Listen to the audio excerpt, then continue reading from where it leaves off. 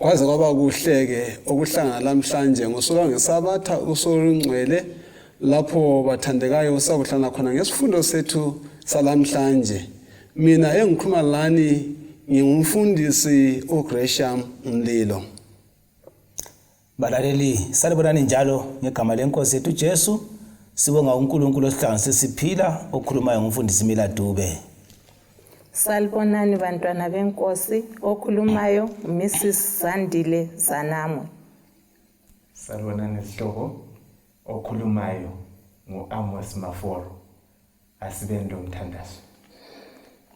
Baba sezulwini Jehova siyabonga ithuba osinikeze lona ngosuku oluyingcwele ukuba nasikhulumisane lawe. Sesiyakungena kusifundo sethu sanamhlanje esikucelayo ukuthi sambulele amaqiniso akho sikuzwe bese siphila umthandazo wethu okukholwa egameni lika Jesu Kristu yakhuleka. Amen. Amen. Amen.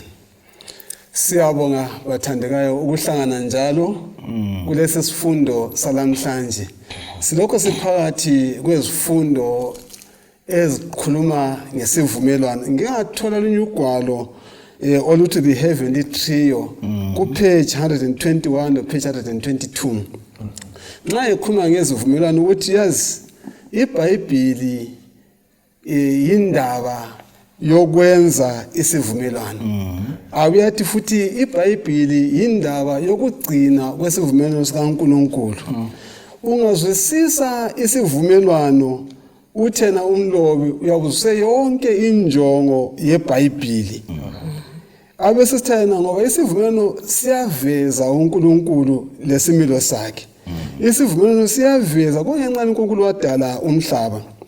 Isivumelwano siyaveza ukuthi umuntu engaba lobudlalo bani loNkulunkulu abuye abe lobudlalo labanye abantu.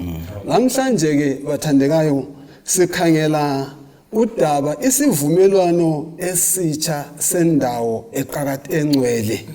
Isivumelwano esitsha sendawo enjani? Engcwele. Akusifundele umfundisi uHebrews 9 ivesi ngelika 15.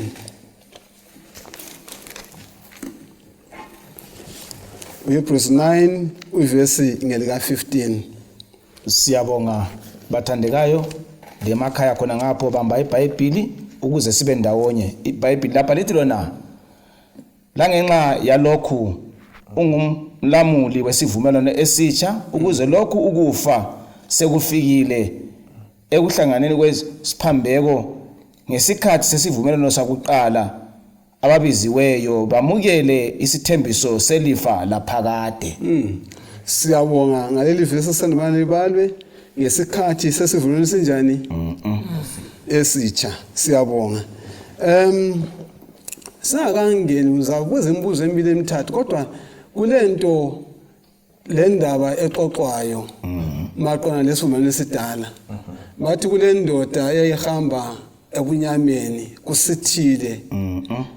Nxa yayihamba ngalobo busuku izwa kulezinyathelo zomuntu olandela ngemuva. Uyazibuza kanti ngubani nalo. Ndoda lo wahlwachicha wasondela ngamandla. Esesondele uyambiza Frank. UnguFrank umcishileli na? Nanothi ungazi njani ukuthi nguFrank? Kuthi uyazi indlela zokwenza kwakho. Indlela yokuhamba kwakho. Isithombo sakho. Ngihle ngabona ukuthi wena nguwe kanye umfowenu ohlala exoxa ngaye. Namhlanje bathandekayo sikhangela ke indaba zesithunzi esigcwalisekayo ekuzeni kaJesu Kristu esiba ngokuqotho ngesikhathi esilandelayo. Nxa sikhangele ivesi leli elithi lona esilifundile lika Hebrews 9:15 elithi lona la ngenxa yalokho ungumlamuli wesivumelwano esitsha ukuze lokhu ukufa sekufikile ekuhlengeni kweziphambeko ngesikhathi sesivumelwano sokuqala ababiziwe bamukele isithembiso saleli lifa eliphakade. Ngikhangela lesi sihloko salamhlanje mfundisi Dube kuyini esikufundayo kulokho? Siyabonga mfundisi labafowethu lapha labalaleli.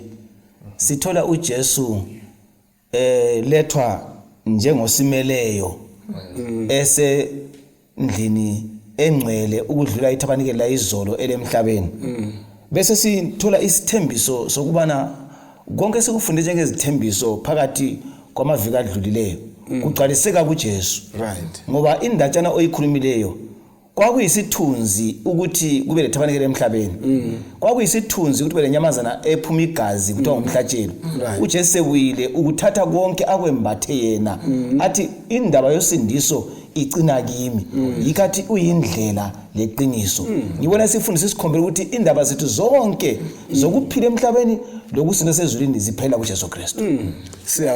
Siyabonga ulokuthi wafaro ngifithizela khonapho ukuthi la esisuka khona kwakuyizithunzi zikhomba uJesu owayezayo so namhlanje yikho sifuna ukuthi sike sikufunde sikucacade ukuthi uJesu wathi sezile kuba ngcono njani. Yes, siyabonga. Sizakunanzela ke ubana kusifundo salamhlanje kuza kuthintwa phose izinto ezimbalwa mbe ezintathu eziqhakathekileyo engithenga sikhangela lapha. Sizakhangela ngamafitshane lesisifundo kumele sichaze ukuthi kungenxa yani uNkulunkulu wafuna kwakhiwe indlu engcwele into yokuqala leyo. Okwesibili kumele siyaphutha lesi sifundo sizwisise ukuthi kanti yona indlu engcwele isifundisani ngoKristu ongummeli wethu mbe othatha indawo yethu abathi substitute. Okwesithathu kumele sizwisise ukuthi uKristu yena lobe ngummeli usenzelani ezulwini usimele njani ezulwini. Ngifuna bana sifunde uLevi u26 verse ka11 ka 12 ungasibalela. uLevi u26 Yes. evesini ngelika 11 no 12 iBhayibheli likhona lapha njalo ngiza misa ithabanikeli lami phakathi kwenu nomphefumulo wami kawuyikunengwa yini ngizahamba ke phakathi kwenu ngibe nguNkulunkulu wenu lina libe ngabantu bami. Siyabonga. Indaba le indaba emqoka. Angazi bana ukusa kanjani Mrs Zanamwe ukuthi kutshona ukuthi ngiza kufaka ithabanikeli lami phakathi kwenu ngihamba phakathi kwenu ungakutshona uzwisisane ngaleli verse. Nxa ngikhangelele livesi ngizwisisa indaba yobudlelwane. Kulobudlelwana phakathi uNkulunkulu uthi ngizahlala phakathi kwenu. Yes. Ngizo uNkulunkulu wenu. Ungakhangela indaba yobudlelwane ungakhangela abantu abathetheneyo ukuze ubudlelwane babo buqine kulento kumele zenzakale njengokuhlala ndawonye ngokunye kwakhona ukwenza ukuthi bazuze ithuba lokukhulumisana ithuba lokwazana lethuba lokutshelana abakuthandayo labangakuthandiyo. So uNkulunkulu walithanda ilizwe kangaka wathumela indodana yakhe ezelwe yodwa ukuba thina sibe lobudlelwane laye. Ukhangelele ukuthi loma kwasona okhokho bethu bona uAdam lo Eva kodwa uNkulunkulu ufuna ukubuyiselana lathi. Yikho esithi ufuna ukuthi akhelwe itabanekele ukwenzela ukuthi azohlala phakathi kwethu. Siyabonga. Ngibona uMaforese Smayila lapha bobotheka kuyini esikuthola kubudlelwano obuseduze labantu ongakubalisa futhi njalo esechilo kunokwenza ubudlelwano buphile anyway uchilo okunye kwangikhona ukuthi hayi bayakhulumisana kuyini okunye futhi ongenza ubudlelwano buphile. Okunye okuqhathekileyo kubudlelwano indaba yokuthembana kumele kube lethemba indaba ephuma lapha kuverse yana 26:11 nxa uJehova ethi mina ngiza kuba uNkulunkulu wabo nabo babe ngabantu bami so kulokuthembana kulokunakekelana njalo. Right. Indaba futhi enye ephuma lapha indaba yethabanekeli ukuthi ngiza kuhlala kibo tabernacle uNkulunkulu uthi ngiza kuba kibo sebenze ithabanekeli sengihlala kibo sengilobudlelwano labo sengilokubuyisana uma ngikuthintile ukubana laba bantu bantula basuka kuJehova kusukela ekuqaleni bambalekele so uthi yena ngokungifakela ithabanekeli la ngiba lokubuyisana sisiba lobudlelwano kule lokuxoxisana Mfundisi. Siyabonga baleli mina ngiyathatheka lapho. Yeah. Ukuba uNkulunkulu uza lapha sengani uyaqalisa kathi wayevele khona. Ngokuthi edala uAdam loEva wayebuya axoxe labo. Yikho kuthola lapha nasewele chapter 3 wabuya phakathi kwabo bamuzwe ehamba uNkulunkulu bambalekele. Uselandelela ukuthi kangisoze ngilizonde. Aselinginengise uma lingangakhela ithabanikeli bese ngibuya phakathi kwenu. Salokhu izolo bebavakatshela. Ngithi namhlanje umlimi uthi na imizimba yenu ithabanikeli lami. Nxa lingangivumela ngingene enhlizweni zenu. Ngiphile phakathi kwenu aselinginengise. Iba ebhalela phana ngesikho apha lisho reject ukukhalala asoze ngibona ngani ngizalikhalala ngizabuya ngilibuthanise libuye phakathi kwenu. Ngenye indlela kuyaqaliseka balaleli lathi esilapha ukuthi abantu abadlala loNkulunkulu umama ukhulumile lapha kunjengomtshado nxa abantu bethethene abantu laba bahamba ndawonye bayavumelana amosuthi ababili ngeke bahambe endlela bayavumelana uJesu nxa lingakhanga ithabanikeli ungavunanga lami ukuthi ngihlale kuwe ngizabuya njani ngihambe kuwe so ubudlelwano buqhakathekile ukuthi uvume uYesu uphile ngaye ukuze nxa sokulobudlelwano sokulethabanikeli angene kithi ahlale kithi asimakheleni imizimba yethu simakhele indawo kuyakhonza ngoba ibudlelwano okunye kulandele ngufunda la sisuka kumumo oweCovid akade kuvale khona amachechi sikhoza sizimuli umlimi usevumile ukuthi siye kuma section wavuma ukuthi ichurch ivule sihambe kuqhakathekile ukwazi ukuthi ukuhlangana loJesu singakuyekela siyaphosisa ngokuthi yakhani ukuze ngihlangane lani kumele ukuthi uhlangane lawe enhlizweni yakho phinde uhlangane naye emulini la sebandleni ngoba uJesu ufuna sihlangane naye sindawonye njengebandla asilungise siye ekhaya waletha into eqhakathekileyo kakhulu ngoba uyezwa ukuthi kulabanye abazalwane abathi ngenxa yeCovid lokukhoka busokwaqanda antu yabona uthola umuntu esekhatshana lechechi akwanelanga ukuthi ulalele kuphela emchineni uyadinga ukuthi sihlangane njalo ngifundise njani esitsho ukuthi ithabanikela lele uyuqatheka ngakho ukuthi ubudlalo obuqatheka ngakho ukuthi ubudlalo kulokuhlangana kulokuthintana kulokukhulumisana amen bese sikhulisa ngaphi ukukholweni siyabonga akufu sengibonisa ngifuna ungezelela lapha ukuthi uthalisoze linginengise abantu abathetheneyo kwesinye isikhathi bayanengisana kodwa ungakhangela uNkulunkulu ngothando lwakhe uzimisela ukuthi lo makuyini nizalithanda kuphela ngike simthande uNkulunkulu osipha uthando lungaka siyazinikela sithanda abantu benyama ekucine sizinengiso kuwo kodwa nangu uNkulunkulu lothando lungapheliwe singeza kuye sizahlala nokunaphakade sibe lokudlelwana obumnandi obungela kudanisana kodwa obuzasipha impilo enaphakade amen kusho ukuthi ikwesitshana noma sezibongo sezinjani kunjalo noma usungiphakathi kodaba olunjani noma usungani ingulube uJehova uyanjani uyasamukela njengendodana yolahleko iyaza kuNkulunkulu uyise simanikini umcabango lomcijo oqhakathekileyo lo akusifundele incwadi yamaHebheru ngo9 ivesi lika 22 sifunda kuHebheru 9 ivesi ngu22 iBhayibheli lithi lapha lona njalo phose zonke izinto zihlanjululwa ngegazi ngokomthetho la ngaphandle kokuchitheka kwegazi kakubi khona ukuthethelela la ngaphandle kokuchitheka kwegazi akubi khona kwenzenjani ukuthethelela kanti kungaziphi indlela maforo umuntu wenza isono endulo khuma ngendulo ngani okwakususa ngayo isono lecala lakhe endulo okwakusenzakala wawuthi ungawona ngendethi umzekeliso ngitshontshile kumbe ngifebile kwakumele ngiyebuya lenyamazana thathe imvu ngaba imbuzi ubuye layo uyihudula phakathi komphakathi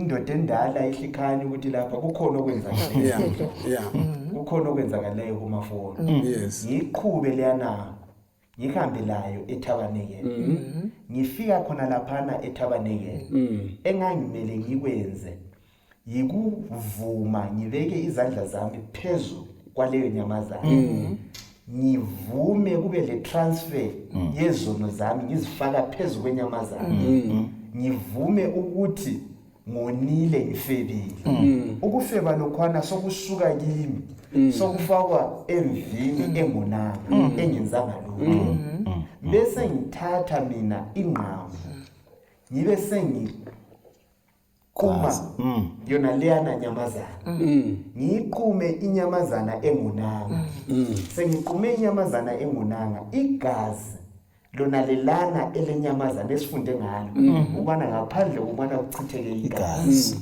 akula kuthethelela seliyilo eliza kuyachelwa eTabanekele kube ngumnikelo okuvunywa so lapha sithola ukubana imvu imsulwa ayonanga yimi engonileyo yimi engiphambanisileyo so kuthathwa icala lami liye enyamazaneni okuqoka kunye simele sikubambe indaba yegazi isono sisegazini alright impilo isegazini kudingakala igazi elilempilo ngihlanje siyabonga ngalokho mfundisi Dube nxa umaforo ekhuluma ukuthi wawuhudula inyamazana uyeyibopha uhlanganisa izinyawo iqumbe ikhanda lo likhanyise ethempelini Engcwele uvume isono sakho weyame phezulu kwenyamazana ufake izandla zakho laphana uyiqume umphimbo kusifundisa ukuthi isono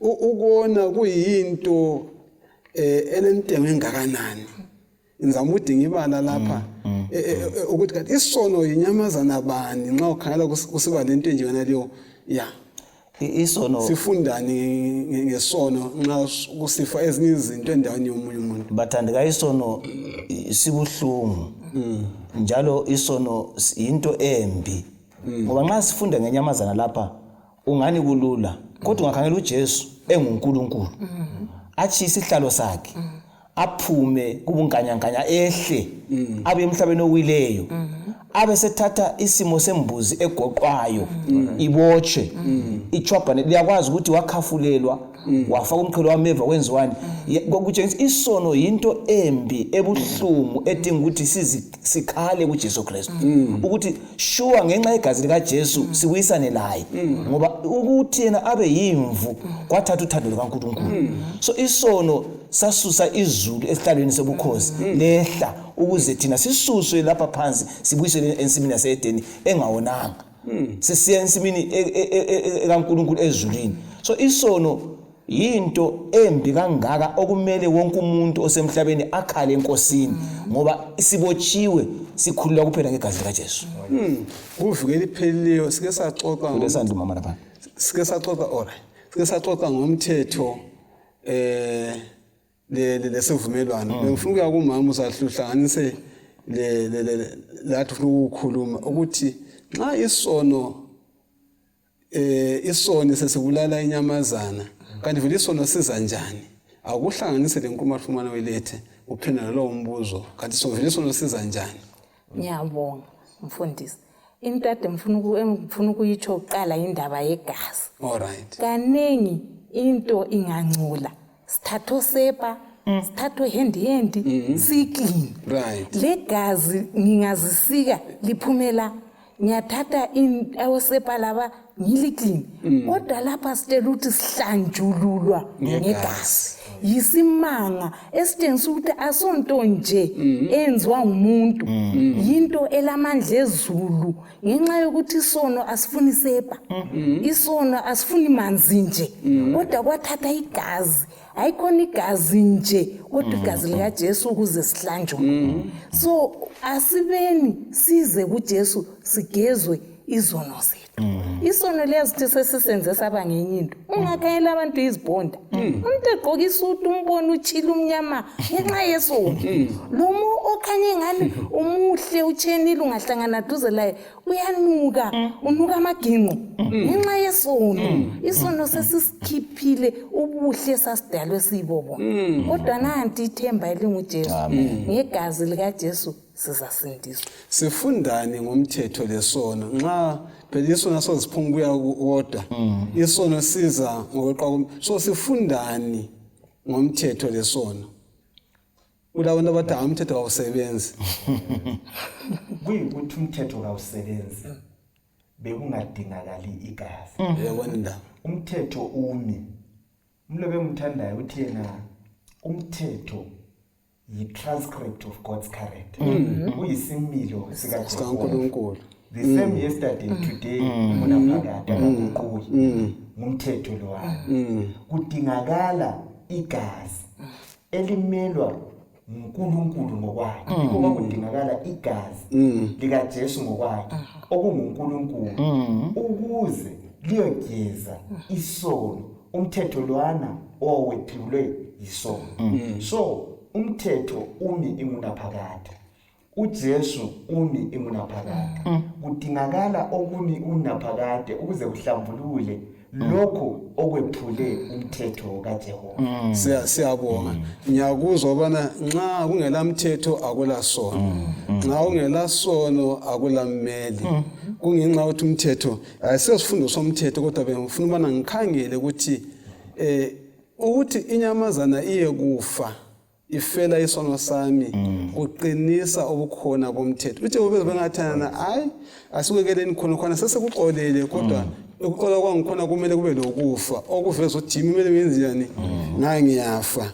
uHebrews 10 ivesi lika4 lithona ngoba akula kwenzeka ukuthi igazi lezinkunzi lezimbuzi lisuse izono pho kuyini okususa izono bathandekayo nxa igazi lenkunzi igazi lembuzi lingababantu babezibulalelani lezinyamazana kuyini sibisibili okusayini izono lapha yikho sifunde ngokuthi siphakathi kwethabanikeli elisezulwini elitsha futhi elingcono labana ukhulumile mfundisi siqalisa ukuthi kwakuyisithunzi salokho kuzayo ababekwenza ukuthi ukhona obuyayo ozaba ngumhlatshelo abe legazi elihlambululayo so okususa isono ligazi likaJesu yileli gese isono sika Adam wayizolo lesika Israel wayelethabanikeli la izolo lathi Israel wakomoya ngoba thina sonke laba izolo silemve yodwa enguJesu laba babelezemve eziningi lamajubalani lani ngoba kuyizithunzi zonke zisiya kuJesu so kusisono ligazi likaJesu esilikholwa ngesiphambano esabuya kuJesu Kristu wafa uyiqinisa le ndaba uyichoyo ngoGalatia 1 verse nga4 uGalatia 1 verse nga4 1 bengu4 1 verse nga4 okay Galatia 1 verse nga4 iBhayibheli lapha lithi wena owazinikela ngenxa yezono zethu ukuze asophule kulo umhlaba omubi wakathesi ngokwentando kaNkulunkulu lo baba wethu owazinikela njani ngenxa yezono zethu owazinikela ngenxa yezono zethu kuyini esikuthola kuyaleli verse owazinikela njani ngenxa yezono zethu umfundisi ehle wakutsho nje ngaphambili kodwa kuyini esingakuthola ngale verse angazi ukuthi misizaname ulani kulapha nxa ukhangele livesi ibuhlungu ngoba uJesu wayemsulu engela sono engumndodana kaNkulunkulu kodwa ngenxa yesono lokuthi uNkulunkulu wayesithandile ukubufuna uba lobudlelwana lathi uJesu uyafa esiphambanweni ukuze thina sibuyisane sithethelelwe izono eza kulanto ebuhlungu njengokuthiwa Mrs Sanamo wenze lokho ungakwenza uthi wena namhlanje sugwetshwa iba yindaba wangigwebela into engayazi kodwa uJesu ngenxa yokuthanda uluntu oluwelesonweni wavuma esinle sengela sono wafela izono zami lawo ukuze thina sisindiswe usindiso namhlanje lu free ngoba uJesu sifele esiphambanweni engela sono singeke na sibone uthando olukhulu olumangalisayo kangalo kaJesu siye kuJesu. Amen. Kulokho kuqinisa njalo inkulumo ekade sikhuluma ngayo ukuthi uma njalo semuza umama udadewethu la ukuthi imbuzi zazisifa inkunzi kanjani zazisifa kathesi ke kuveza ukuthi nguJesu owathatha indawo yethu ngeyindlela ngathi owathatha indawo yethu ikhanda lami made meliqunywe lapha so kusakufonga mina kanjani afe ngezelele kumfundisi ungakhangela inyamazane zazisifa zihle zifefi kodwa uJesu lo esimkhonza watshengisa ukuthi hayi mina ngindlela leqiniso lami lokuphila kuyafiwa kodwa kuvuka kuphela kukubani ukuJesu ngoba yena waba umhlatsho lofuvu. Ngeke ngibuze lokho isenzo sikaKristu sokufela siletha themba bani kithi njengezoni siletha themba bani kithi njengezoni asithi thina umele uyequnya wenejele lapha konokho ukuthi omunye sefika wathatha endaweni yakho uletha themba bani kuwe kithi njengezoni ithemba esilitholayo ngilokuthi senginikezwe ithuba elitsha second chance right bekumele ngife yimi isifebe yimi isela yimi umbulali uJesu usethethe leso simo wayangifela ukufa kukaJesu esiphambanweni kwakuyikufa kwesibili wahle wafela mina ngoba iBhayibheli liyatsho ukuthi the wages of sin is death uJesu wayengabonanga ngokungelanga afe kodwa kwambulalayo isono sami isono sakho ungabala 2 Corinthians 5:21 right uthi yena uJesu wenziwe waba yisono yena ongazange wabasazi isono ukuze ukulunga kwakhe kunikezwe thina ikhanda lami lokade limele life njengoba uyatsho mfundisi kade limele liqunywe sokuqunywe elikaJesu wona usala usu sengumsulu bekumele kuqunywe imvu engenzanga lutho wabona imvu ingenela unkosikazi womuntu yini ongenela yini kodwa uJesu uthethe sona lesana sini ngifuna sizwisise gravity yesenzo sikaJesu isisindo sakho esenzela mina esenzela wena konke lokho ekwenza ngoba esithanda siyabonga mfundisi Dube kusinika themba bani ke khonapho ithemba elikhona balaleli lathi esilapha lababukeli ukuthi thina sithengwe ngokubambekayo ngoba uJesu sikhuluma ngaye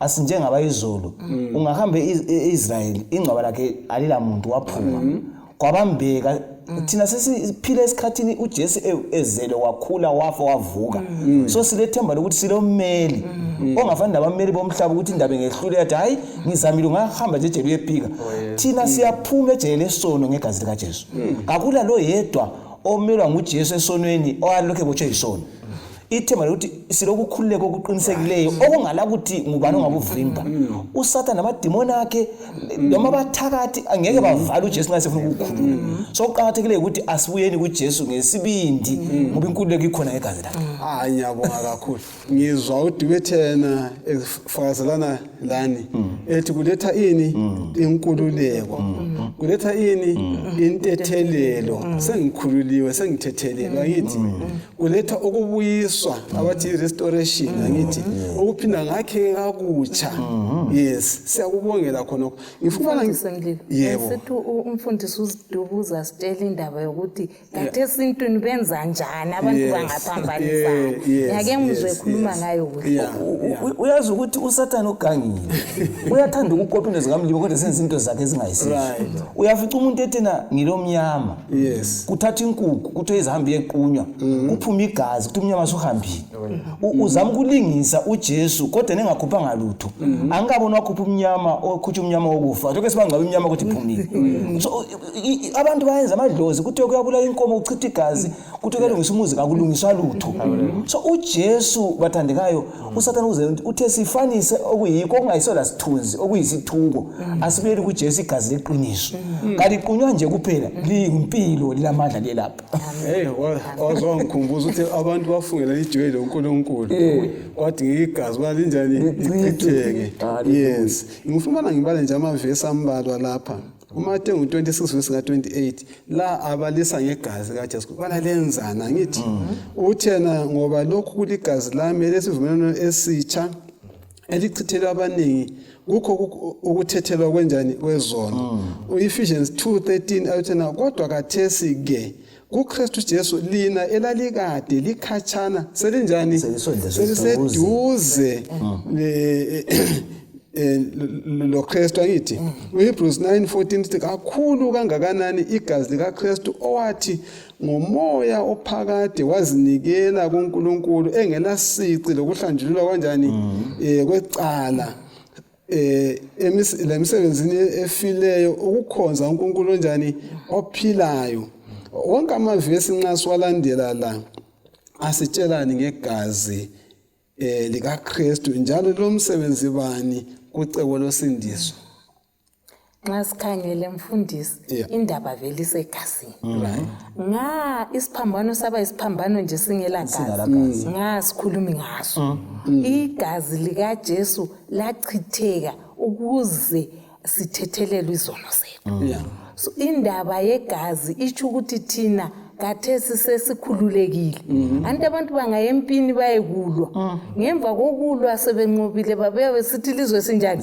silithethe lathi umhlaba osuthethwe nguSathane ngoJesu sesilegunya lokuklema ukuthi ngowethu siyabonga kakhulu khonoko ukuthi igazi lasichithekela futhi lisenza sivuma ukuthi umhlaba njani ngowethu kulabantu abathi bona mina ngisone esikhulu ngingeke ngabasathethelwa singamncedisa njani umuntu onjalo othi ngisone esikhulu angikho ukuthi mina hayi ngingathetheleleka nxa sisendawo yegazi leli igazi likaJesu likhulula ebujuleni kwakho konke ongakucabanga ivesi esike sayibala 2 Corinthians 21 waba yisono ngacabanga loba esinjani anti sikhulume indawo yesinengiso ukunyanyisa uJesu uyahlanza ungaba yibutabani uJesu ulamandla ukukhulula ngoba waba yikho khona lokho ukuze mina lawe sikhululeke ngikhumbula indaba laba aba practice sharia law mfundisi bathi ungatshontsha isandla leso uqunywe leso utshontshe ngesinye uqunywe kulenye indoda eyayilohlupho olufanayo kodwa kwafumaniseka ukuthi indaba yokusela ayikho esandleni isegazini uqunyiwe isandla uyatshontsha ngesinye ungaselazo izandla ungatshontsha ngonyawo ngoba indawo isegazini siyalidinga igazi sihlanze ukuze sikhululeke okuhle ngegazi likaJesu liyasinikeza lamandla okunqoba isono lesana lithiyene negazi lenyamazana elisithi lingasahlanza limela nje elikaJesu liyahlanza likunikeze amandla okuba isono benginanzela lapha mesikade sifunda besithola uJesu siba ngumhlatshelo umpristi engene ethabelekeni ezinjani ayo nguye olesandla sobana umuntu engavela ahlabe lokho zeni yakhe bese ngena ngale ngegazi lezinyamazana nginanzela lapho ukuthi uHebrews 8 verse 1 akusifundisa ngayiphambili Hebrews 8 verse 1 ngakho isiqokoqela sezinto esazikhulumayo ukuthi silompristi omkhulu onje owahlala ngasokunene sesihlalo sobukhosi somkhulu emazulwini Dube khonoko sokwehlukanisa njani lapha ngikhuluma ngenyamazana ngisokunyamazaneni yalo nyamazana ngaphi sithi nje yaba ngumpriest akukuchaze singakubalula kanjani yikho kuthiwe khona uJesu uzongconoza akade kukhona kuletha usindiso ku-Israyeli wenyama ku-Israyeli okomoya lo-Israyeli wenyama sebefika bonke bebanjwe nguJesu besindiseke kuhle. Sifica uJesu lapha utshengisa ukuthi yena ngesilungu yi-better sacrifice, ngumhlatshelo ongcono kakhulu ngoba yena akasadingi ukumelwa ngolunye ulutho. Nxa sisifunde etabanekeleni kusukela emnyango ungena yena ulisango, usenza ilathu ufaka imvu yena ungumhlatshelo, ucela igazi unegazi elingcono, endlela engcwele unguye ubungcwele. So uJesu lapha ufuna ukusitshengisa ukuthi okwenziwe ngoba priest bayizolo babe ngumthunzi isithunzi sakhe bami lento ezintathu engizitholela. Okokuqala ukuthi uJesu uyimhlatshelo opheleleyo. Amen. Izilingo zonke nxa sisiya kuJesu ziyanqotshwa. Okwesibili umsebenzi wonke wethabanikela izolo lanamhla uphelela kuJesu. Yikho ukuthi uJesu ubonakala ehlezi esihlalweni kusho ukuthi the work is finished. Seqedile okuqaliswe nguMose labo Abraham besithi uzabuya. So sehlala esihlalweni abayizolo abapriest ubengahlali phansi ngoba angazanikela qedwe uyabuyela futhi inyama zakhe. Kodwa kuJesu ngafika isono sisusiwe. Yikho sehlala phansi uphethe amakhiyi. Kahlala ngokuphela isihlalo kwesithathu uhlele isihlalo kuthiwa the throne esobukhosi. nguJesu yedwa ozabusa. Abapriest babengabusi babemele uJesu azabasinyana. So masimbongeni uJesu balaleli sonke asizeni kuNkulunkulu ngoba siza kuyahlala laye esihlalweni sobukhosi. Sesithoni sizingilo sezawayo ukuthi dali senzani ngoJesu sinqobile isono. Babusisiwe bathandekayo bayadela abaloJesu njengompriest ngoba ngumpriest ongcono. Uthena uba uKristu umpriest ongcono. Awungatsho ngamafitshane maforo ukuthi uba umpriest ongcono njani, ingasithi umama ngapha uba ngcono ngoba ungena ngelakhi igazi. Kanti umpriest wayizolo wayengena eyisoni aqala avume ezakhe right, eqeda futhi kona ayewona futhi kodwa uJesu ungena ngelakhi igazi right, enguye futhi umpriest elichelwayo likaJesu igazi elilempilo. Isanctuary yezolo yayikhomba kuJesu. uJesu uphelele khona phana isanctuary yakhathesi. Siyabonga. Ufuna umbona isandla lapha. Ngifuna ukungezelela ukuthi akulanto emnandi njengokuthemba umuntu. Nangani lo malimami nganisithi ngaqala abantu elayinini so ngithi ngiloma benganchaya nganhlaba umkhosi ngigijima ephuma lapho wonke banyamalala ngoba wayebachaya. Ngihambele ngiqala abantu ngithembile ukuthi ngilayo bachayayo. Thina njengamaKristu silayo siwasinqobela. So silegunya lokuthi sihambe sicinile ngoba esimlandelayo liqhawe elingakaze ngelinye lamalanga ukuthi lehlulwe empini elehlula lempi lodo yokufa. Siyabonga ukwazi bona sinenjani sileqhawe. Yes, elahlula izimpi zonke. Ngilombuzo lapha. Awufundele Hebrews 9 verse 24 uqala. Hebrews 9 verse 24. Yes. Ngoba uKristu kangenanga endaweni ezingcwele ezenziwe ngezandla ezingumfanekiso weziqotho kodwa ezulwini uqobo ukuthi kathesi abonakalele thina phambi kobuso bukaNkulunkulu. Umbuzo wami lapho ukuthi kutshoni khona ukuthi uKristu kathesi abonakalele thina phambi kobuso bukaNkulunkulu. Mfundisi Mlilo. Nxa uloloya ecourt ngesikhiwa bathi you are covered. Wena uyabuzihlalele so yena nguyophendula imbuzo lokungani kuyaphica kuqondana laye kodwa icala lingelakho. Kathesi thina silommeli ummeli opheleleyo onguJesu Kristu. uNkulunkulu kasaboni mina isoni gxilaziweyo umuntu ogxilazwe isoni kodwa sibona ubungcwele bukaJesu nguye osemile phakathi kwami loNkulunkulu engcwele. Nxa esitsho njalo sithini ebantwini abathi bona kambe ukuthi engazivumelezana waziyekela uJesu yena ngapha uthiwa ngummeli. Kambe ungathi wena usutshele ummeli wakho okwenzileyo ubusuloku umkhumbuze khotha ukuthi uzwe ukuthi ngikutshele khona. uJesu lapha bathandekayo labalaleli uthi yena ungummeli wethu ungaziletha kuyindaba zakho hlala ukhululeke ngoba sezifike lapha ziyaqedwa khona ngenxa yokuthi igazi lakhe lithengile futhi ungamandla yena wokuthi akunika amandla okunqoba ngoba uyenelisa ngoba yena wanqoba kumele sifunde ukuthi indaba yokuthi uJesu ukuthi abanikele elingcono ngithi bathi heavenly ministry is better than the earthly ministry leyani thabanike yomhlaba yayimele yena leyi isilomnikazi wayo onguye wayisungula inika abayizulu ngasithokozenini thina siphile esikhathini esihle okumele sizilethe kuKristu ukuze siyengena indawo zezulu lapho kuhlele khona izingcwele zodwa lokuthi mfundisi khonapho nxa kuchadiswa anti kulo makoti omncane oqala ukungena emelela umakoti ka so indaba eyisenzakala lapha kuthe banekele lidala wakungena umakoti omncane kathesi sokufika umnikazi wendaba